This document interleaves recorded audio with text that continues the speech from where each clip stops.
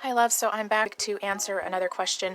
I've been asked to do a quick tutorial on how to download the PNGs. I showed how to download the Goodnotes file in my last video, but there's quite a few people that are new to digital planning and they want to specifically use the PNGs, and they're having issues with just learning the download process for that on an iPad. So I will show you how to do that. So you download this from Etsy just like we did before, and then it's going to give you all of the PNGs here, and you're going to do the same thing. You're going to hit download and download anyway, and then download again.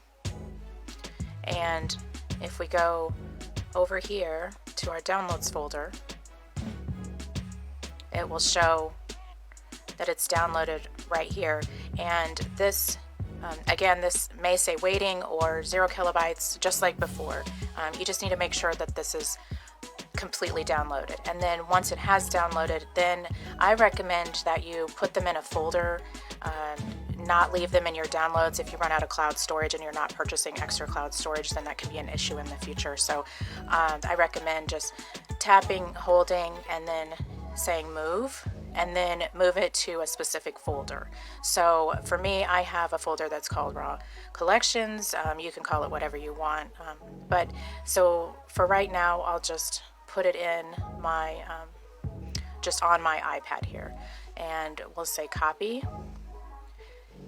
And then go to that folder.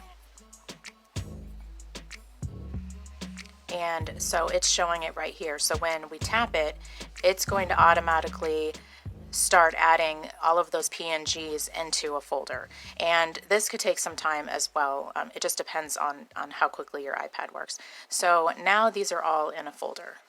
So like I said, for mine, I put all of mine in a folder here, but you can sort them however you want. So now that we have them in a folder here, we can go over to Goodnotes,